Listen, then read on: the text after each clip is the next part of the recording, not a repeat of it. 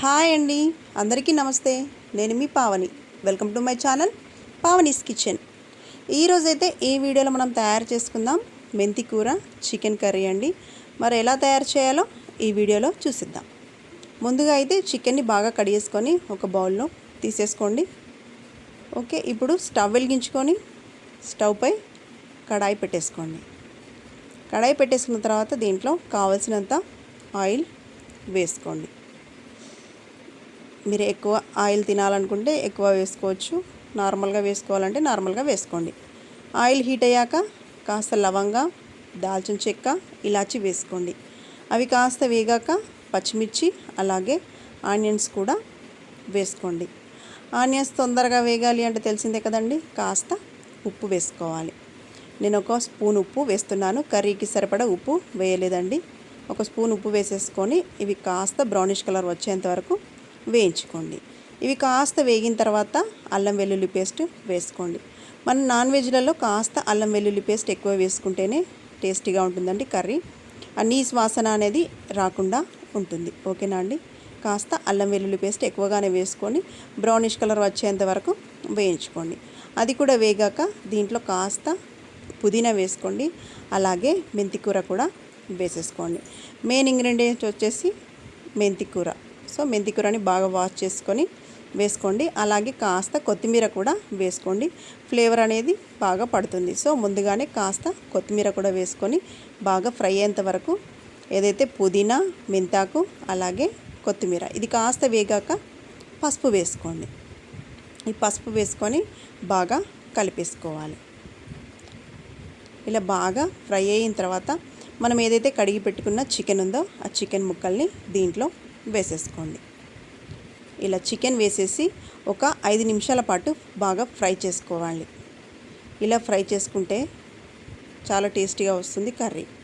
ఓకేనా అండి. ఇప్పుడు ఈ కొత్తిమీర, మెంతి, పుదీనా మనం వేసుకున్నాం కదా, దీంట్లో అల్లం పేస్ట్ కూడా వేసాం. ఇదంతా ఈ ముక్కలకి పట్టేలా బాగా ఫ్రై చేసుకోవాలి. ఒక 5 నిమిషాల పాటు ఇలానే బాగా ఫ్రై చేసుకోండి. ఇలా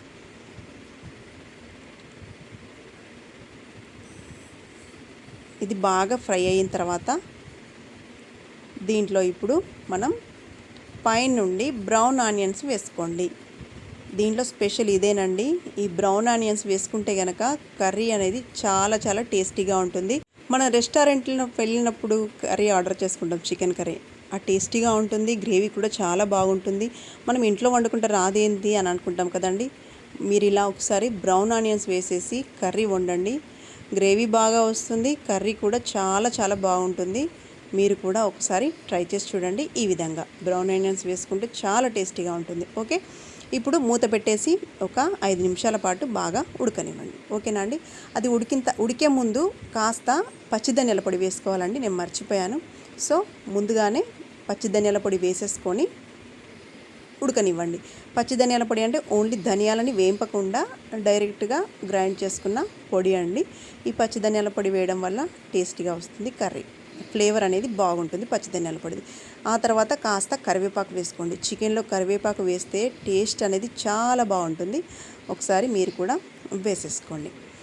వేసేసి ఇప్పుడు మూత పెట్టేసి ఒక 10 నిమిషాల పాటు బాగా ఉడకనివ్వండి. ఓకే, చూడండి ఉడికిపోయింది కదా, వాటర్ అనేది బయటకు వచ్చేసింది. ఇప్పుడు 50% కంటే ఎక్కువగానే చికెన్ ఉడికిపోయింది. ఇప్పుడు దీంట్లో మనం వేయాల్సిన మసాలాలన్నీ వేసేసుకోవాలి. ముందుగా దీంట్లో కావలసినంత కారం వేసేసుకోండి. ఓకేనా అండి. ఇలా కారం నేనైతే కనుక 600 గ్రాముల చికెన్ వండుతున్నానండి, దానికి సరిపడా కారం వేస్తున్నాను. ఎక్కువ అనుకునేరు, ఇది ఎక్కువ కాదండి, నార్మల్గానే వేస్తున్నాను. అలాగే వేయించుకున్న ధనియాల పొడి కూడా వేసుకోండి. దాంతోపాటు ఒక 1/2 స్పూన్ వరకు గరం మసాలా కూడా వేసేసుకోండి. ఇప్పుడు ఇదంతా మసాలా అంతా ముక్కలకి పట్టేలా ఒక 5 నిమిషాల పాటు బాగా వేయించుకోండి. ఈ మసాలా అనేది ముక్కలకి బాగా పడుతుంది, ఎందుకంటే మనం గ్రేవీ చేసుకుంటున్నాం కాబట్టి వాటర్ వేస్తాం కదండి. ఆ వాటర్ వేయడం వల్ల ఈ గ్రేవీ అనేది ముక్కలకి పట్టకుండా ఉంటుంది. కాబట్టి మనం దీన్ని ముందుగానే స్టవ్ని హై ఫ్లేమ్లో పెట్టుకొని బాగా ఇలా కలుపుకున్నారంటే మనం వేసుకున్న మసాలాలన్నీ ముక్కకి బాగా పడతాయి. సో మనం వాటర్ వేసినా కూడా ముక్క నుండి విడిపోదు మసాలా అంతా. ఓకేనా అండి? ఇలా బాగా వేగింది కదండి. చూడండి, మీకు ఇలానే ఫ్రై కావాలి అనుకుంటే ఇంకొక 5 నిమిషాల పాటు ఇలానే వేయించుకోండి. పైనుండి కొత్తిమీర వేసి దించేసుకుంటే చికెన్ ఫ్రై అయిపోతుంది, కాస్త డ్రై అవుతుంది. లేదు మన గ్రేవీ కావాలనుకుంటే దానిలోనే మనకు కావాల్సినన్ని ఇలా వాటర్ వేసేసుకొని ఒక 10 నిమిషాలు ఇలా ఉడకనుండి. మీకు ఎంత గ్రేవీ కావాలనుకుంటే అంత గ్రేవీ చేసుకోవచ్చు. ఓకేనా అండి?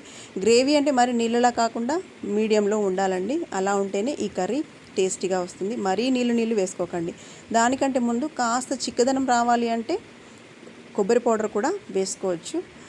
ఓకేనా అండి? ఇప్పుడు మనం ముందుగా 1 స్పూనే ఉప్పు వేసాం కదండి. మిగతా ఉప్పుని ఇప్పుడు దీంట్లో వేసేసుకున్నాను.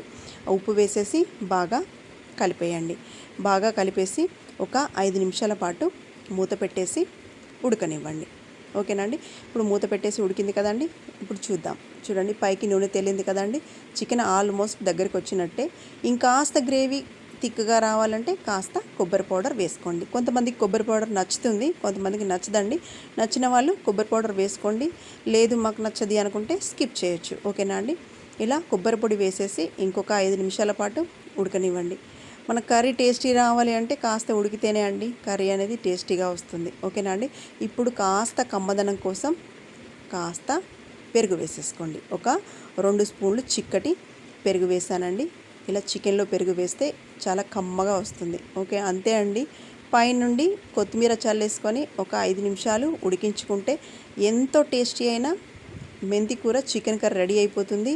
ఈ వీడియో మీకు నచ్చిందని అనుకుంటున్నాను. మీకు నచ్చినట్టయితే నా వీడియోకి ఒక లైక్ ఇవ్వండి, అలాగే కామెంట్ చేయండి.